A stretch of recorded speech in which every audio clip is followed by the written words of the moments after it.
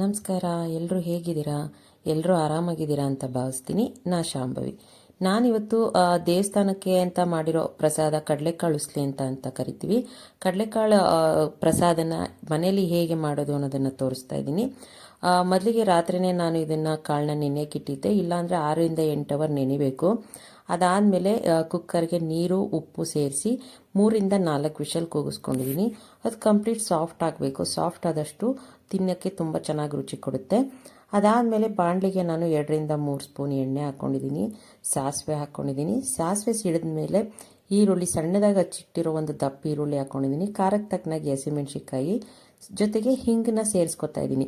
ಇಲ್ಲಿ ನಾನು ಕರ್ಬೇವಿನ ಸೊಪ್ಪನ್ನ ಆ್ಯಡ್ ಮಾಡಿಲ್ಲ. ನೀವು ಬೇಕು ಅಂದರೆ ಕರ್ಬೇವಿನ ಸೊಪ್ಪನ್ನ ಹಾಕೋಬೋದು. ನಾನು ಅದನ್ನು ಸ್ಕಿಪ್ ಮಾಡಿದ್ದೀನಿ. ಇದೆಲ್ಲ ಚೆನ್ನಾಗಿ ಸಾಫ್ಟ್ ಆಗಬೇಕು. ಇದು ಸಾಫ್ಟ್ ಆಗೋವರೆಗೂ ಹುರ್ಕೊಂಡು ಅದಾದಮೇಲೆ ರುಚಿಗೆ ಎಷ್ಟು ಬೇಕಷ್ಟು ಉಪ್ಪನ್ನ ಸೇರಿಸ್ಕೊಂಡಿದ್ದೀನಿ. ಕಾಳಿಗೆ ಆಲ್ರೆಡಿ ಉಪ್ಪನ್ನ ಹಾಕಿರೋದ್ರಿಂದ ಈರುಳ್ಳಿಗೆ ಎಷ್ಟು ಬೇಕು ಅಷ್ಟನ್ನ ಸೇರಿಸ್ಕೋಬೇಕು.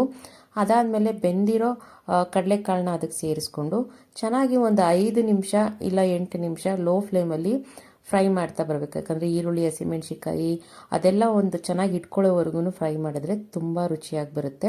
ಅದಾದಮೇಲೆ ತುರಿದಿಟ್ಕೊಂಡಿರೋ ತೆಂಗಿನಕಾಯಿ, ಕೊತ್ತಂಬರಿ ಸೊಪ್ಪು ಇದಿಷ್ಟನ್ನು ಹಾಕಿ ಚೆನ್ನಾಗಿ ಮಿಕ್ಸ್ ಮಾಡಿದ್ರೆ 2 ನಿಮಿಷ ದೇವಸ್ಥಾನದಲ್ಲಿ ಸಿಗೋ ಪ್ರಸಾದ ರುಚಿ ಏನಿರುತ್ತೆ ಅದೇ ರೀತಿ ಇರುತ್ತೆ. ದೇವಸ್ಥಾನ ಅಂತಕ್ಕೆ ಹೆಸರೆತ್ತಿ ಮಾಡಿದ್ರೆ ಅದರ ರುಚಿ ಇನ್ನೂ ಸ್ವಲ್ಪ ಜಾಸ್ತಿ ಇರುತ್ತೆ. ನಮಗೆ ಮನೇಲಿ ತಿನ್ನಬೇಕು ಅಂತ ಅನಿಸ್ದಾಗಲೂ ಈ ಮೆಥಡಲ್ಲಿ ಮಾಡ್ಕೋಬೋದು. Thank you.